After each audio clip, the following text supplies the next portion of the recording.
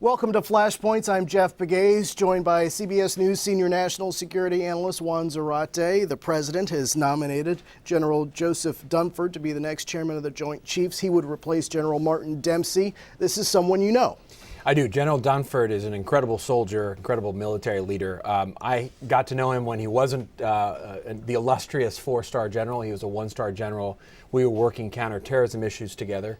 We would meet every week in the Situation Room, and I got to know him. He was a man of great integrity, great intellect, and clearly a military leader that was well respected within the Department of Defense. And so I think that you've seen that reflected over time, not just with this nomination now to be the chairman of the Joint Chiefs, the upper echelon of the military, but also in the roles that he's played leading up to this, most recently in Afghanistan as well as in Iraq. He's really gotten his hands dirty, but he's also an intellectual warrior, and I think he's going to be a great choice. What kind of pressure is on the chairman of the Joint Chiefs these days? Enormous pressure on several grounds. First and foremost, really shaping the military for not just the conflicts today, but the conflicts to come, amid budget and resource pressures. And I think that's a central issue for not just him, but also the Secretary of Defense. How do they manage the military in an age of more resource constraint? Secondly, how do you deal with the ongoing wars in which we're dealing? We're still in Iraq. We're fighting the Islamic State. We are still in Afghanistan, a question as to what comes post-2016. And so those sort of hot wars and hot issues with respect to terrorism are upon us, and he has to deal with that. And then lastly, how do you deal with the rise of powers like China, which is increasing its military spending exponentially? How do you deal with Iran? How do you deal with other powers regionally in a way that will require military might and muscle, but will also mean that we can't be all places at all times? And so that's a really tricky venture for any military leader, but certainly the chairman at this point in history. Well, why do you think the president believes he's the man for the job right now?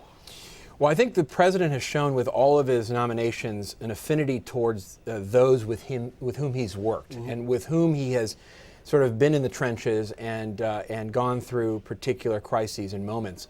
One question, though, Jeff, and it's something that has bedeviled Chairman Dempsey a bit, is the question as to how independent the chairman can remain, and whether or not the views and the opinions of the chairman begin to be co-opted by the political processes of the White House versus the independent judgment of the supreme military advisor to the president and the Secretary of Defense.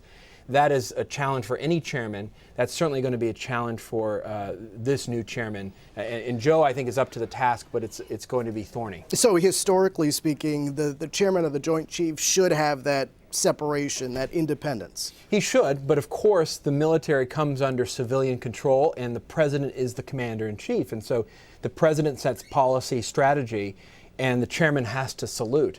At the same time, the chairman has to provide independent military advice and counsel, not just to the president, but to the National Security Council itself, as well as to Congress. And I think that's where you see some of that dynamic tension over and over again with a chairman that has to serve the president, but also serve the nation. All right, obviously the Senate will take up the nomination. Juan Zarate, thank you very much. That is Flashpoints.